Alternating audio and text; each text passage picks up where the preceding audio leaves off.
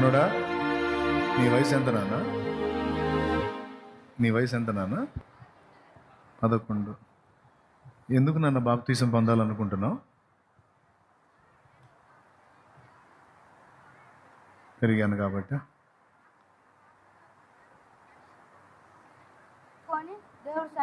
దేవుడి సన్నిధిలో బాప్తీసం తీసుకుంటున్నాను. ఒక నిమిషం ఆగు.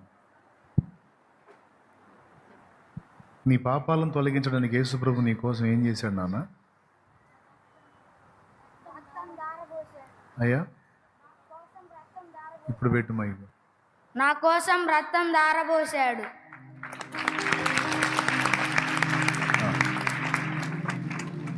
ఇప్పుడు నీది చిన్న వయసు కదా, ఇప్పుడే ఎందుకు తీసుకోవాలనుకుంటున్నావు? రేపు నేను ఉంటానో ఉండనో నాకు తెలీదు, అందుకనే దేవుడి సన్నిధిలో బాప్తీసం తీసుకుంటున్నాను. 11 సంవత్సరాలు ఒక చిన్న బిడ్డ ఇస్తున్న సాక్ష్యం అది.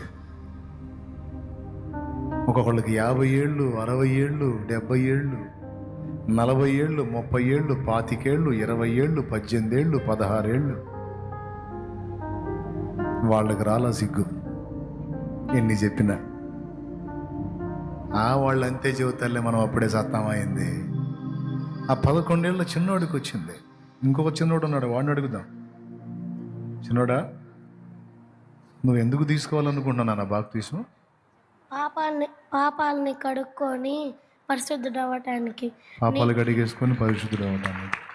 పాపాలు కడగబడకపోతే ఎక్కడికి వెళ్తావు నాన్న? స్వర్గంకి వెళ్ళిన తర్వాత.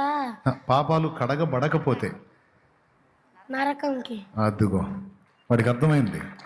పాపాలు కడగబడితే పరలోకానికి. మనకు పరలోకం ఇవ్వడానికి, నరకం నుంచి మనల్ని కాపాడటానికి యేసయ్య మన కోసం ఏం చేశాడు నాన్న? ప్రాణం పెట్టాడు. నీ వయసు ఎంత? 11. ఇంకొకటి వీడు, వాడికి 11. యేసయ్య సిలువలో చనిపోయి అంతేనాడు, మళ్ళీ లేచాడా? తిరిగి లెగిచాడు 3వ రోజు.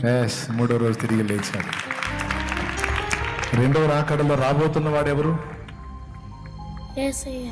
అవునా? మరి నువ్వు 11 ఏళ్ళోడివి కదా, ఇప్పుడే ఎందుకు తీసుకుంటున్నావు? పెద్దయినాక తీసుకోవచ్చుగా.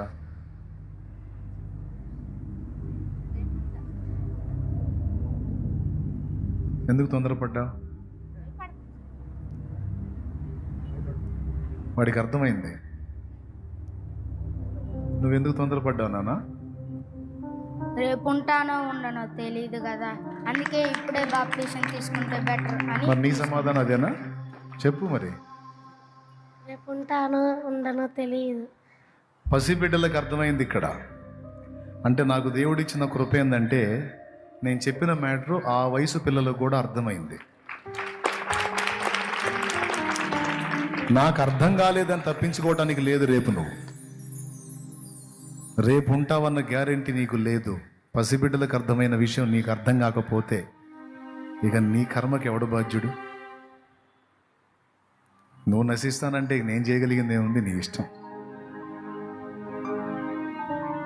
ఇప్పటికే చాలా టైం పోగొట్టుకున్నావు. ఇంకా పాపాన్ని ప్రేమిస్తానే ఉన్నావు, అందులో పొర్లాడాలని ఆశపడుతున్నావు. ఇకనైనా బుద్ధి తెచ్చుకొని ఈ చివరి రోజు, చివరి కోట ముగించేలోపు పరిగెత్తు యేసయ్య పాదాల దగ్గరికి. ఆయన నిన్ను విడిచిపెట్టకముందే, ఆయన నిన్ను దాటిపోకముందే దయచేసి బుద్ధి తెచ్చుకొని జాగ్రత్త పడు.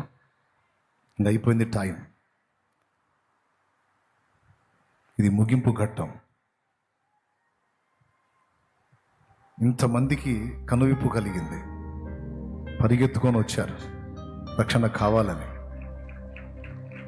అవకాశం ఇవ్వకపోతే దేవుడి తప్పు, ప్రకటించకపోతే నా తప్పు.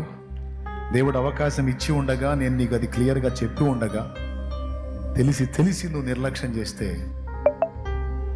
రేపు తీర్పులో నువ్వు నిలబడతావు, తప్పించుకోలేవు. జాగ్రత్త.